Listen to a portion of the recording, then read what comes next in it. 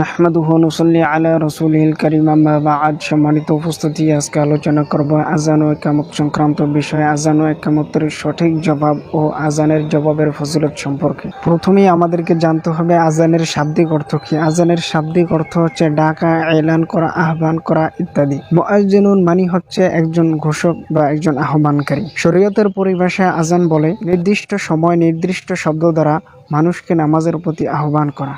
আর সেই শব্দগুলো হচ্ছে আল্লাহু আকবার থেকে নিয়ে লা ইলাহা ইল্লাল্লাহ পর্যন্ত। আমাদের মুয়াজ্জিন সাহেবরা আজানের মধ্যে যে বাক্যগুলো উচ্চারণ করে এবং যেগুলো দ্বারা মানুষকে নামাজের দিকে ডাকেন, এগুলোকেই শরীয়তের পরিভাষায় আজান বলে। ইতিহাসে আজানের প্রচলন কিভাবে হয়েছিল সেই বিষয়ে কিন্তু হাদিসের কিতাবগুলিতে উদ্ধৃত হয়েছে।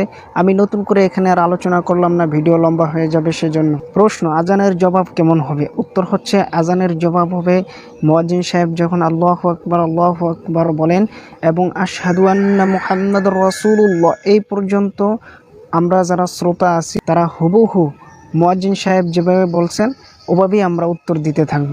অনেক মুসল্লি আছি আমরা যারা আশহাদু আন্না মুহাম্মাদুর রাসূলুল্লাহ এর উত্তরে বলি সাল্লাল্লাহু আলাইহি ওয়াসাল্লাম। এটা সম্পূর্ণরূপে ভুল।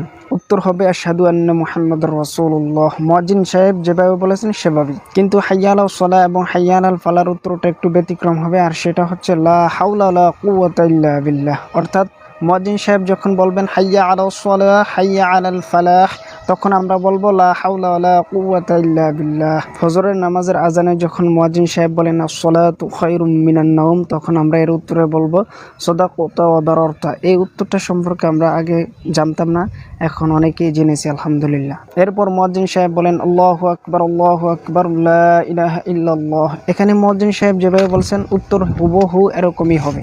আজানের জবাবের ফজিলত সহিহ মুসলিমের একটি হাদিসে বর্ণিত হয়েছে, রাসূলুল্লাহ সাল্লাল্লাহু আলাইহি ওয়াসাল্লাম বলেছেন, মান ক্বালা মিসলা মা মুআযযিনুন ইল্লা হাইয়া আলাস সালাহ ওয়া হাইয়া আলাল ফালাহ ওয়াজাবাত লাহু শাফাআতি। এই হাদিসের অর্থ হচ্ছে যে ব্যক্তি মুয়াজ্জিনের ন্যায় তার সাথে হাইয়া আলাস সালাহ এবং হাইয়া আলাল ফালাহ ব্যতীত হুবহু বলবে, তার জন্য আমার সুপারিশ ওয়াজিব। সুবহানাল্লাহ। তেমন কোনো কষ্ট নাই এই আমলটা করতে, একটু খেয়াল করলেই হয়ে যায়। আমরা অলসতা না করে যদি একটা মসজিদের আজানের জবাব দিয়ে দিই, আমাদের কিন্তু আমলটা হয়ে যায়।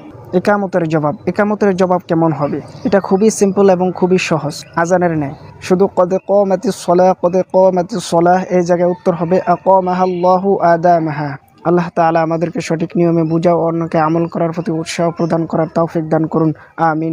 ওয়া আখিরু দাওয়ানা আনিল হামদুলিল্লাহি রাব্বিল আলামিন।